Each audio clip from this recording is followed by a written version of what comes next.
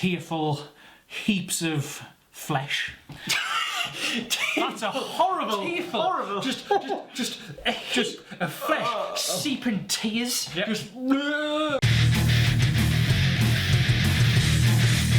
Greetings, guys. TC Topics time once again. I'm Graham. He's Martin. Drinking his coffee. No, sorry. Just like the heart was on there, and look. Hold on. There you go. Right. Sorry. Yeah. Carry on. Well, sorry about that. It's TC Topics time. Here's a one for you, Martin. These days, you know, adults don't really show their emotions that much, or at least not always. That sounds like you're gonna like tell us something. I'm not going to like come on with us something. No, I'm not trying to adults, do that. Consenting adults don't tell each other how much they love each other. No, but you know, if you're watching something and something has an emotional impact on you, a lot of times people hide it. And they don't want people to know that a film is made, or a film or a game is made them upset. Yeah. Okay. So, I want to know what film, what TV show, what game, what recently has made you emotional, up to maybe the point of shedding a tear. I'm soft as shite though. I've got to admit, I'm soft as shite. It's really weird because certain things that wouldn't get you upset sort of might get me upset or choke us up a little bit, especially after having Jenny. Yeah. I've got a daughter now, so certain things will for that reason. If I think about films that sort of spring to mind straight away, The Green Mile broke me. Do you know how long did it take me to get you to watch that as well? Oh yeah, I mean to be fair, yeah. It was you gave us your DVD and I watched it, and I was just a broken man, right at the end. It is very, very sad. Oh my good God, that is sad. That's really, really sad. I'm trying to think of like some other ones because it doesn't have to be anything recent. It can be anything that say if you were flicking through the TV tonight and a film came on that you've maybe watched countless times in the past, but it still has the power, even as a grown man, to reduce you to feeling sad and upset and shedding a tear. Right.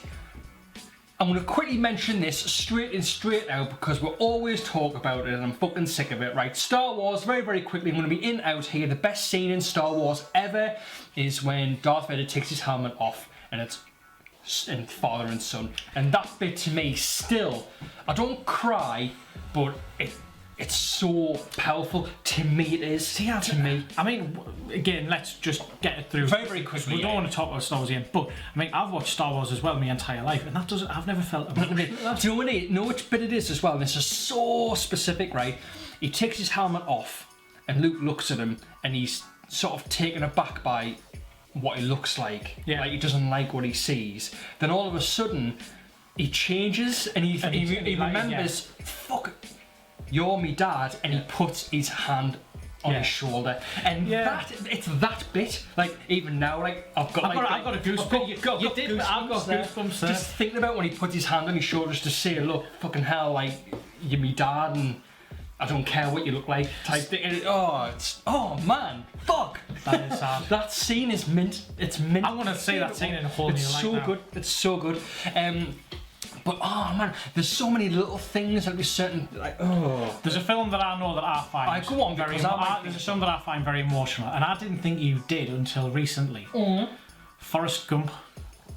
Oh, why Forrest Gump is generally one of the most. I mean, it's quite a somber film throughout. Yeah. Because it's a film all about. I mean, it's ultimately about the misery of this man's life. Because it's just how things go tits up in his life again and again and again. But on the opposite end of the scale there, that also shows how strong of a human he is as well. Well, it does, to overcome all of that stuff. It does, yeah. And I mean, Tom Hanks played the character masterfully. You just couldn't have had anyone else play that role. But it was just, you know, it was just, the way it all built up at the end. So you had the bit when Jenny first comes back. It's after he's been in the war and he's done his bubblegum stuff, and there's just it's the bit where he's riding around on his little mower and he looks depressed as anything. And he looks so sad, and then she just walks in and then she ditches him. But it's that final bit when she's asking him about his journey, And I got goosebumps again. Asking him about his journey, he's telling her all about it. And then she at the very end says, I wish I could have been there. And he's like, you were. And I was like, and then it goes into him standing at spoiler alert for Forrest Gump, if you haven't seen the film, that was released 23 years ago. Yeah, sorry about that. Yeah, loads of hate. And then goes to him standing at her grave and talking to her about, like, bringing the young lad up. And, and it's that. And like when he's saying he's wrote you a letter and I'm not allowed to read it, and that just did us in entirely. That film can make me well up even now, no matter how many times I've watched it. Yeah, it's just like he goes to so many funerals over the course of the film, and it's the bit where, because he's overcome everything and he's such a strong person until she dies. Yeah. And when he breaks down, because bearing in mind what you've got to remember is although Tom Hanks was great in that film, Forrest Gump as a character shows very little emotion until the end. Well, that's it. When he starts crying her grave, that was me done, because he's now finally found the one thing that's broken him as a man. After all of that shit that he's gone through since he was born, and that's the one thing after all of that just makes him but the thing is as crumble. well, because you don't expect it comes out of nowhere, because even the bit where earlier in the film where he asks her to marry him, and she says that she won't, and then he says, I'm not a smart man but I know what love is, but even then he's very stoic. He doesn't know how to convey his emotion until that bit. So, and that just, honestly, I can't tell you the amount of times I've seen Forrest Gump, and even to this day that bit will make me well up. There's one video game that's made us shed a tear in my entire life.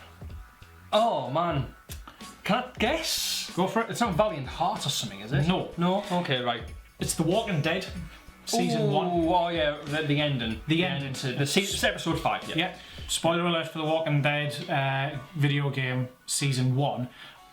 I knew Lee was going to die. Yeah. It had been spoiled on an internet, because I played The Walking Dead about 8 months after it had come out. So I knew that Lee was going to die, and I was preparing for that point. I was like, it's not going to have any emotional impact.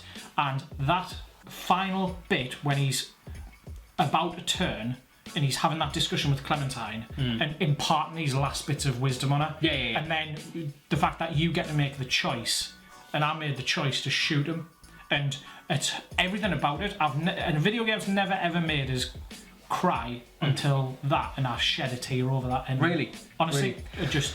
What I'm going to say about Walking Dead, you haven't played season 2, have you? Right. Oh, you have all of it? Yeah. Shit, I didn't know that. Yeah. Right. Season 2, a lot of people might still be playing it, so all I'm going to say, and you'll know, Sam. Right, I didn't get this. Are you fucking kidding me? You're telling me that you just went through that bit thinking nothing of it? It was the bit... Holy shit. Right, hang on, it's been ages since I played it. Sam's the dog, right? Yes. Right, okay, yes. Yeah. I've never, ever experienced anything like that in a game. Really? Ever. It didn't bother us at all. Seriously. I mean, it was sad, because it was sad in the sense that you know what? Fuck it. If you haven't played season 2 Walking Dead, sort yourself out. Turn on this video, play Walking Dead, then come back now. Right. So, because you think the dog's going to be your companion. That's the thing. They've been able to build a relationship with a character in 5 minutes, which is good. Anyway, it is. That's impressive storytelling and interactivity with those games that gets you to think that these characters will be together forever in 5 minutes. And then after all of that, none of that shit matters. It's about survival, and that dog is hungry, and looking after itself is more important than having a companion. Yeah. And when he starts to fight her, and it's like, what the fuck? It's so weird, because he's such a friendly dog. That's the thing. You think he's friendly. He just wants food. And then when he's skewered, do you get when he's skewered? When he's skewered, do you get the chance to finish him off, or you get a chance? You can leave him. I can't remember. You can leave him. You can leave him, or you can kill him. I was far more affected by the end of season 1. It was sad, but it didn't have that much. That's what's so good about this discussion, because different things mean different things to people, you know. I'm trying to, but I can't really think of any more game-wise. The only one I would probably think of is maybe Red Dead Redemption. I know you said you. I remember you saying to me, wow, that was pretty powerful stuff right at the end. I think it's because which bit of the when he comes at the barn. Yes, I think it was kind of that bit, and it was the music that was playing during his funeral. Yeah, do you know what I mean? On top of that hill, man, that was next to the farm, and like it was just a really weird song. Like I think it's because they used licensed music so sparingly on the game. Anyway, there's only a couple of songs, licensed songs that are actually in it, and one of them is his sort of funeral. Yeah. And it sounds like a really, really old sort of Western song as well, like one we've never heard before. It was like, oh man, so yeah, that was pretty special. Yeah. Well, you've raised an interesting point there about the way music can do it. Music is the thing that can do it. And the one other film that will always come to my mind in terms of something that can reduce us to feeling emotional at the end of a film is E.T. Now, E.T. Now, this is to support what you're saying, by the way, before you go on. I don't like E.T. as a film, but that ending... My God. Even if I watch that ending, right, if I put the telly on and it's come to the end of that film and I've watched none of the rest of it, that ending, does it get that much emotion without any tie, like 2 hours before it, it's amazing. That's just testament to how fucking good Steven Spielberg is as a storyteller. It's him as a storyteller, and it's John Williams as a composer. Yeah. It's the emotion of everything that comes together. So it's the culmination of the story where they've gone through all of this together, and then it's the final goodbye, and it's the way they're all saying goodbye in their own way. So you've got Drew Barrymore's character. She's a little girl. She's upset. She gives him the flower in the pot, and he's saying, you know, be good and be a good girl.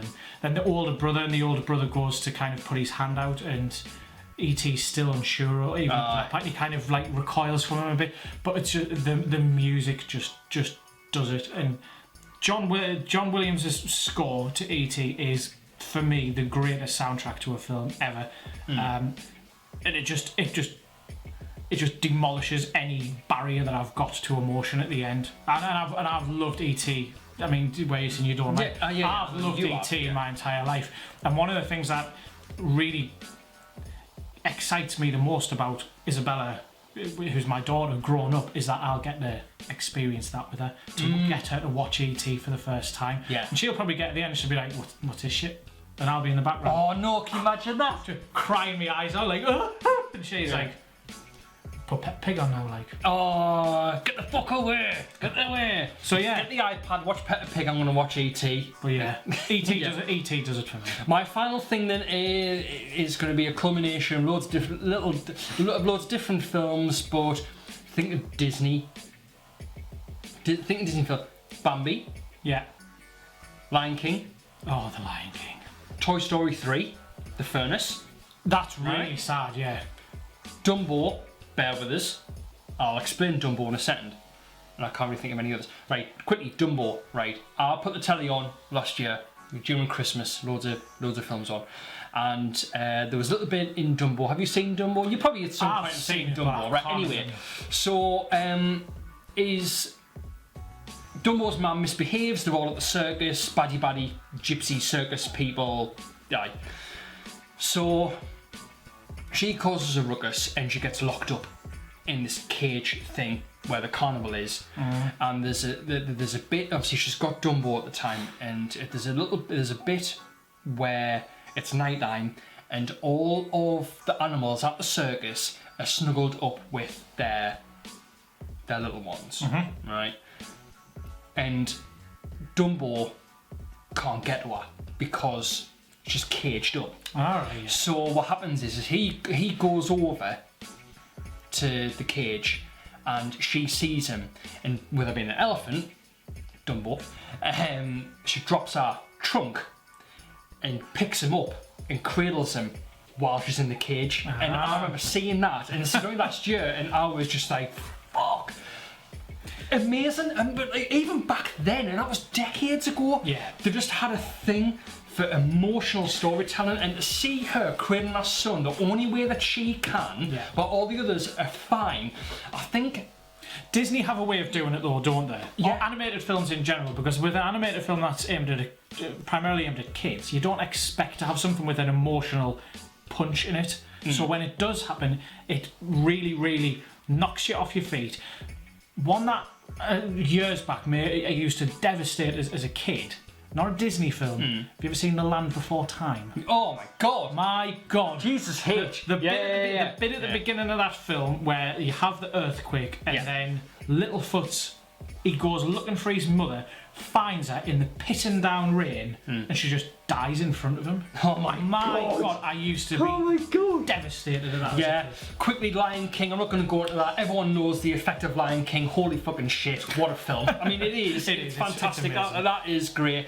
And Bambi, a lot of people say, oh, Bambi, but I'm telling you now, Bambi, when she gets shot, and you don't see it, but you don't need to. You just, she says, run, Bambi, just run. There's a farmer. He's gonna have some venison for his tea. He wants a burger. He wants a bit of venison, and he hears the shot, and he stops, gets back to where they were living, turns around and goes, "Mum, where are you?" And he goes all the way back, and the art and like the music, because it's obviously loads of snow, and he's going shouting, "Mum, Mum!" Then his dad turns up and goes, "She's dead. Move on." Like that's the way it is, because obviously he's like the lord of the land, so to speak. He's like, he's dead. No, she's dead. Move on. Come with me. And it's like. These films must have been put out there to just destroy kids. I mean, Jesus. Oh yeah. They were it seems like they were really unforgiving. Decades ago, especially the early ones, especially. Totally. Yeah. But wow. Yeah. So, guys, there you have it. Those are the things that, even as grown men or from times gone by, can reduce us to tearful heaps of flesh. That's a horrible. Just a flesh seeping tears. Just yeah. But would love to know what is the film, what is the game moment, what is the moment in a TV show that has an emotional punch for you. Something that you can watch and you might have seen it 50 times before, but it can still hit you where it hurts every single time. Let us know in the comments below. Hit the like and subscribe buttons as always. Follow us on Twitter. I'm @GrimmyD1. He's the Digital MB. We'll be back with more TC topics soon. Until then, cheers. Tearful heap of flesh. Lovely.